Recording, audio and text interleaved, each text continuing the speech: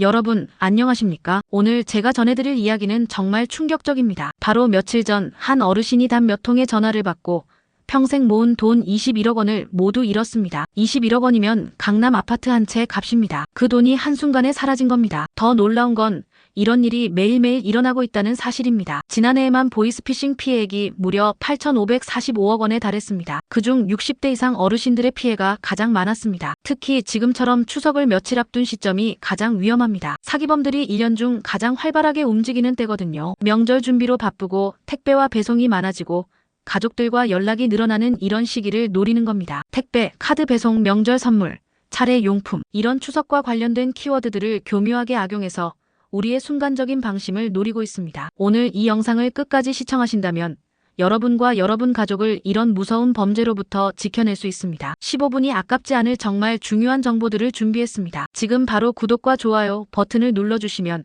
앞으로도 어르신들께 꼭 필요한 안전정보를 계속 알려드리겠습니다. 먼저 광주에 사는 70대 어르신의 이야기부터 들어보겠습니다. 어느 평범한 오후 집에서 쉬고 계시던 이 어르신에게 전화가 걸려왔습니다. 상대방은 자신을 검사라고 소개했습니다. 어르신, 큰일 났습니다. 어르신 계좌가 보이스피싱 범죄에 연루됐습니다. 지금 당장 조치를 취하지 않으면 어르신도 공범으로 처벌받을 수 있습니다. 이 말을 들은 어르신은 얼마나 놀라셨을까요? 평생 성실하게 살아오신 분이 갑자기 범죄자가 될 수도 있다는 말을 들었으니 말입니다. 사기범은 계속했습니다. 어르신 계좌의 돈을 안전한 곳으로 옮겨야 합니다. 저희가 안내해드리는 계좌로 이체해주세요. 그래야 어르신을 보호할 수 있습니다. 결과적으로 이 어르신은 평생 모은 노후자금 9억 7천만 원을 모두 송금했습니다. 나중에 진짜 검찰에 확인해보니 그런 전화를 한 적이 전혀 없다는 답변을 받았죠. 두 번째는 서울 강남에서 일어난 일입니다. 이 사례는 정말 교묘합니다. 한 어르신이 며칠 전에 카드 재발급을 신청해 두신 상태였습니다. 바로 그때 전화가 걸려왔어요. 안녕하세요, 고객님. 5호 카드에서 연락드렸습니다. 고객님께서 신청하신 카드 배송에 문제가 생겼습니다. 주소 확인이 필요해서요. 어르신은 실제로 카드를 신청한 상태였기 때문에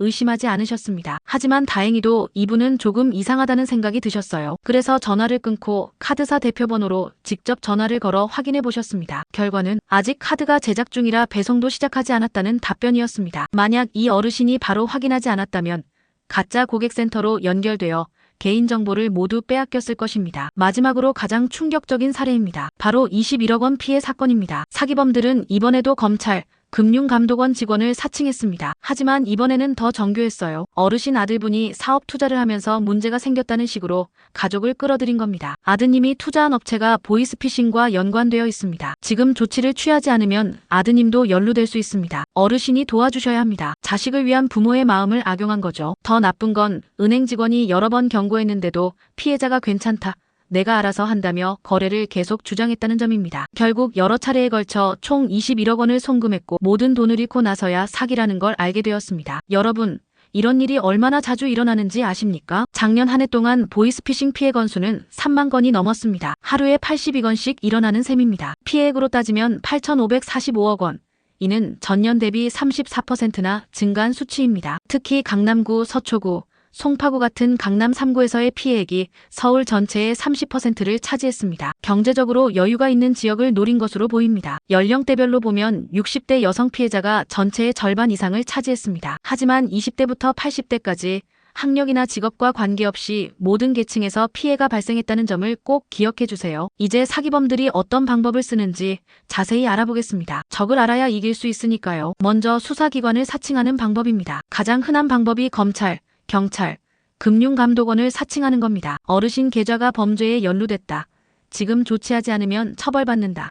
안전한 계좌로 돈을 옮겨야 한다. 이런 말로 불안감을 조성합니다. 여기서 중요한 건 진짜 수사기관은 절대로 전화로 계좌 이체를 요구하지 않는다는 사실입니다. 이것만 기억하셔도 90% 이상 막을 수 있어요. 다음은 금융기관 사칭하는 방법입니다. 은행, 카드회사, 보험회사 직원을 사칭하기도 합니다. 대출 승인됐습니다. 카드 발급 문제가 있습니다.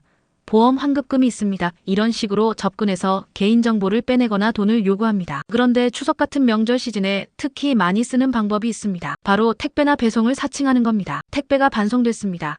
배송 주소 확인이 필요합니다. 명절 선물이 도착했는데 확인해 주세요.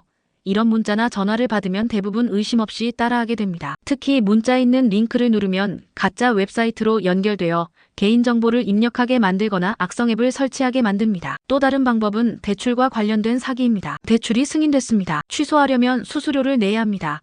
신용등급이 떨어졌습니다. 회복하려면 인증이 필요합니다. 이런 방법도 많이 씁니다. 여기서 핵심은 급하다.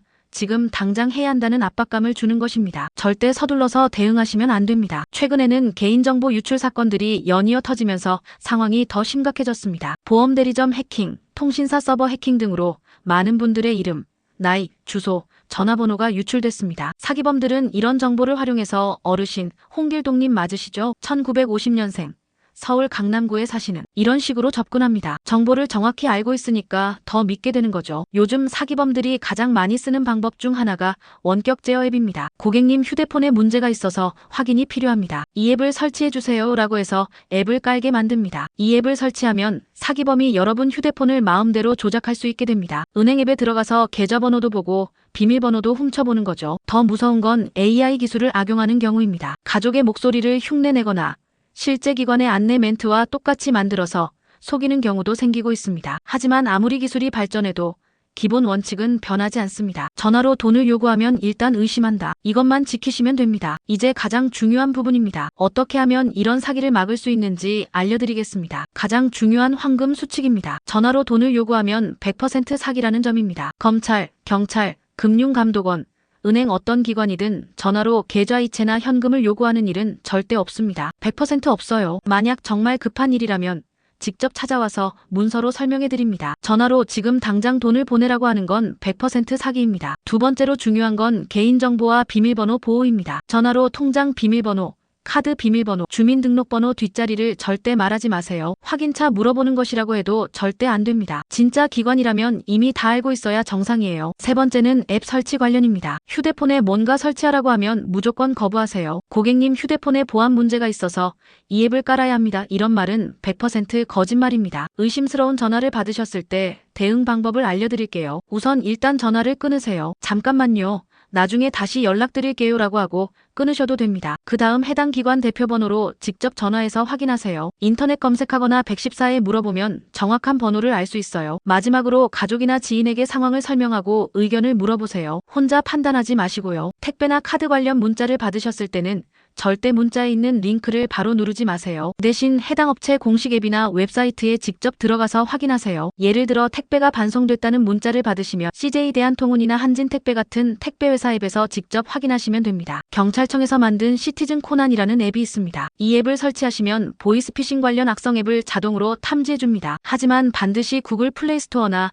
애플 앱스토어에서만 설치하세요. 가짜 시티즌 코난 앱도 있으니까 조심하셔야 해요. 은행에서 제공하는 보안 서비스들도 적극 활용하세요. 계좌이체 한도를 낮춰두거나 큰 금액 이체할 때는 추가 인증을 받도록 설정할 수 있습니다. 또한 계좌이체 시 문자 알림 서비스를 켜두시면 혹시 모를 피해를 빨리 발견할 수 있어요. 추석을 불과 며칠 앞둔 지금 특히 조심해야 할 점들을 말씀드릴게요. 명절 선물이나 차례 용품 주문이 많은 시기라서 택배 관련 사기가 급증합니다. 선물이 도착했는데 확인해달라. 배송비가 부족해서 추가로 내야 한다. 이런 연락이 오면 일단 의심하세요. 또한 추석 연휴 동안 가족들과 연락이 늘어나는 점을 악용한 사기도 주의하셔야 합니다. 할머니, 나 손자야. 급하게 돈이 필요해. 이런 전화도 조심하세요. 목소리가 비슷해도 반드시 다른 가족에게 확인해보거나 직접 만나서 확인하세요. 명절 앞두고 카드 재발급하는 분들이 많은데 바로 이때를 노립니다. 카드 회사에서 먼저 전화해서 배송 관련 정보를 물어보는 일은 없어요. 모든 정보는 이미 시스템에 있으니까요. 만약 이미 피해를 당하셨다면 이렇게 대응하세요. 즉시 112에 신고하세요. 빠를수록 범인 검거 가능성이 높아집니다. 관련 은행에 전화해서 계좌를 지급 정지시키세요. 아직 범인이 돈을 빼가지 않았을 수도 있어요. 금융감독원 전화 1332로 피해 신고를 하세요. 피해 회복을 위한 절차를 안내받을 수 있습니다. 혼자 끙끙 앓지 마시고 가족이나 가까운 사람들에게 알리세요. 정신적 충격이 클 수 있으니까 도움을 받으시는 게 좋습니다. 여러분, 긴 설명 들어주셔서 정말 감사합니다. 제가 오늘 이 영상을 만든 이유는 단 하나입니다. 우리 어르신들이 평생 애써 모은 소중한 돈을 사기꾼들에게 빼앗기는 일이 더 이상 없었으면 하는 마음 때문입니다. 며칠 뒤면 추석입니다. 추석은 가족과 함께 웃으며 보내야 할 명절입니다. 걱정과 불안 대신 따뜻한 정과 사랑을 나누는 시간이어야 해요. 오늘 말씀드린 내용 중에서 꼭 기억해 주실 3가지만 다시 정리해 드릴게요. 첫 번째로 전화로 돈을 요구하면 100% 사기입니다. 두 번째로 의심스러우면 일단 끊고 공식 번호로 다시 확인하세요. 세 번째로 혼자 판단하지 말고 가족이나 이웃에게 상담하세요. 이 3가지만 지키셔도 보이스피싱으로부터